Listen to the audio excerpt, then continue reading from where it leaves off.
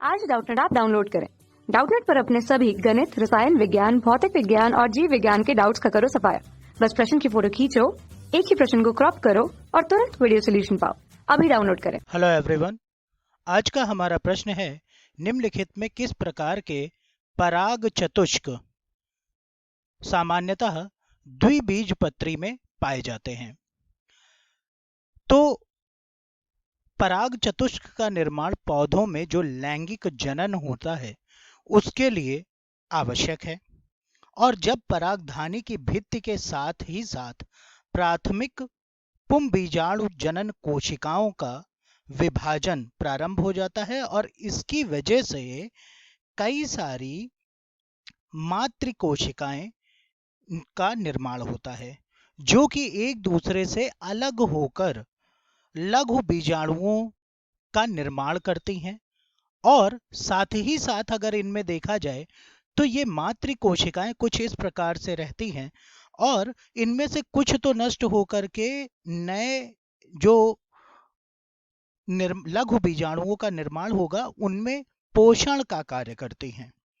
ठीक है, और इसके बाद जब लघु बीजाणु मातृ कोशिका से एक अर्धसूत्री विभाजन के द्वारा, अर्धसूत्री विभाजन में आप जानते हैं कि एक मातृ कोशिका से 4 पुत्री कोशिकाओं का निर्माण होगा और इनमें अगर देखा जाए तो इनमें 2 बार विभाजन की प्रक्रिया संपन्न होती है। ठीक है, तो यहां पर अर्धसूत्री विभाजन के द्वारा विभाजित होकर लघु बीजाणु बनाती हैं जो कि अगुणित होते हैं। ठीक है, अगुणित होने का मतलब क्या है कि इनमें जो क्रोमोसोम्स की संख्या होगी वो क्या होती है, n नंबर में होती है।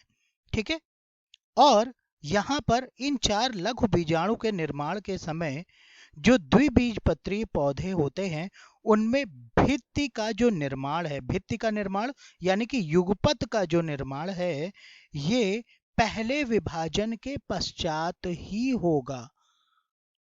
भित्ति का निर्माण कब होगा, पहले विभाजन के पश्चात होगा। और यहां पर इस प्रक्रिया में जब अर्धसूत्री विभाजन चलता है, ठीक है, अर्धसूत्री विभाजन के द्वारा यहां पर जो भित्ति निर्माण होगा वो पहले विभाजन के बाद होगा, और साथ ही साथ यहां पर पहले विभाजन के पश्चात और केंद्रक के दूसरे विभाजन के पश्चात, पहले विभाजन के पश्चात यहां कोई भित्ति का निर्माण नहीं होगा, लेकिन जब यहां पर दूसरा विभाजन होगा, दूसरे विभाजन के बाद ही यहां पर भित्ति का निर्माण प्रारंभ होता है, कुछ इस तरीके से। ठीक है, तो यहां पर भित्ति का निर्माण देखिए, पहला अर्धसूत्री विभाजन हुआ, यहां पर दूसरा अर्धसूत्री विभाजन हुआ और इसके पश्चात भित्ति का निर्माण प्रारंभ होता है, और ये भी अर्धसूत्री विभाजन के पश्चात होता है। और इस प्रकार ये लघु बीजाणु चतुष्फल का कार्य रीति इस प्रकार होती है।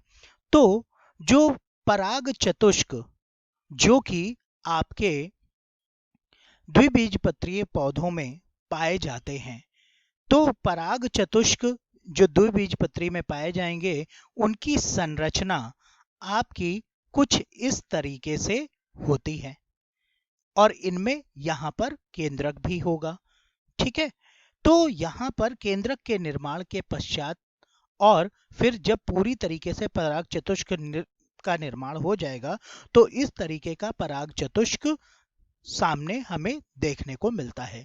तो इस प्रकार से यहां पर जो दिए गए विकल्प हैं, इसमें पहला विकल्प, दूसरा विकल्प, तीसरा विकल्प और चौथा विकल्प। तो यहां पर देखें तो ये जो दूसरा, तीसरा और चौथा विकल्प है, ये एक बीजपत्री में पराग चतुष्क के निर्माण की संरचनाएं हैं, जो कि खास तौर पर टी आकार के, ठीक है, टी आकार के, और साथ ही साथ जो आपके चतुष्फलन है, समद्विपार्श्व हैं, ठीक है, चतुष्फल समद्विपार्श्व और साथ ही साथ क्रासित। और यहाँ पर देखा जाए तो ये जो चौथा विकल्प है ये आपका किस प्रकार का है, टी आकार का है। तो यहाँ पर ये सभी एक बीजपत्रीय पौधे के उदाहरण है पराग चतुष्क, जबकि यहाँ पर द्विबीजपत्री का जो सही विकल्प होगा ये आपका पहला विकल्प होगा। इस तरीके के पराग चतुष्क का निर्माण द्विबीजपत्री पौधे में होता है। उम्मीद करते हैं आप लोगों को ये प्रश्न समझ में आ गया होगा। धन्यवाद। कक्षा 6 से 12वीं से लेकर नीट, IIT, JEE वो एडवांस के लेवल तक 1 करोड़ से ज्यादा छात्रों का भरोसा। आज ही डाउनलोड करें डाउटनेट ऐप या व्हाट्सएप करें अपने सारे डाउट्स 8400 400 400 पर।